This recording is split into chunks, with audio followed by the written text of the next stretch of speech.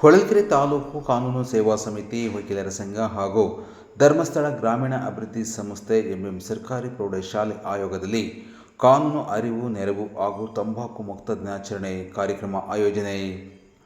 ತಂಬಾಕಿನ ಉತ್ಪನ್ನಗಳ ಸೇವನೆಯು ಸಾಮಾಜಿಕ ವ್ಯವಸ್ಥೆಯ ಮೇಲಾಗುವ ದುಷ್ಪರಿಣಾಮ ಕುರಿತು ಜನರಲ್ಲಿ ಜಾಗೃತಿ ಮೂಡಿಸುವ ಅಗತ್ಯವಿದೆ ಎಂದು ಹೊಳಲ್ಕೆರೆ ತಾಲೂಕು ಅಪರ ಸಿವಿಲ್ ನ್ಯಾಯಾಲಯದ ನ್ಯಾಯಾಧೀಶರಾದ ನಿರುಪಮಾ ರೇಣುಕಪ್ಪ ಡಂಗ ತಿಳಿಸಿದರು. ಅವರು ಹೊಳಲ್ಕೆರೆ ಪಟ್ಟಣದ ಸರ್ಕಾರಿ ಪ್ರೌಢಶಾಲೆಯಲ್ಲಿ ಹಮ್ಮಿಕೊಂಡಿದ್ದ ಕಾನೂನು ಅರಿವು ನೆರವು ಮತ್ತು ತಂಬಾಕು ಮುಕ್ತ ದಿನಾಚರಣೆ ಕಾರ್ಯಕ್ರಮ ಉದ್ಘಾಟಿಸಿ ಮಾತನಾಡಿದರು. ಇತ್ತೀಚಿನ ದಿನಮಾನಗಳಲ್ಲಿ ಯುವಕರು ಹೆಚ್ಚಾಗಿ ತಂಬಾಕು ಉತ್ಪನ್ನಗಳನ್ನು ಸೇವನೆ ಮಾಡುತ್ತಿದ್ದಾರೆ.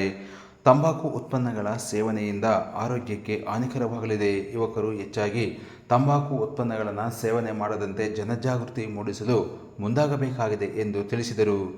ಕಾರ್ಯಕ್ರಮದಲ್ಲಿ ಹೊಳಲ್ಕೆರೆ ತಾಲೂಕು ಧರ್ಮಸ್ಥಳ ಗ್ರಾಮೀಣ ಅಭಿವೃದ್ಧಿ ಸಂಸ್ಥೆಯ ತಾಲೂಕು ಯೋಜನಾಧಿಕಾರಿಗಳಾದ ಪ್ರಭಾಕರ್, ಗುತ್ತಿಗೆದಾರರಾದ ಮಾರುತೇಶ್, ಡಾಕ್ಟರ್ ರುದ್ರೇಶ್, ಸರ್ಕಾರಿ ಪ್ರೌಢಶಾಲೆಯ ಪ್ರಾಚಾರ್ಯರಾದ ಗೋವಿಂದ ನಾಯಕ ಸೇರಿದಂತೆ ಶಿಕ್ಷಕರು, ವಿದ್ಯಾರ್ಥಿಗಳು, ಹಲವಾರು ವಕೀಲರು ಕಾರ್ಯಕ್ರಮದಲ್ಲಿ ಪಾಲ್ಗೊಂಡಿದ್ದರು.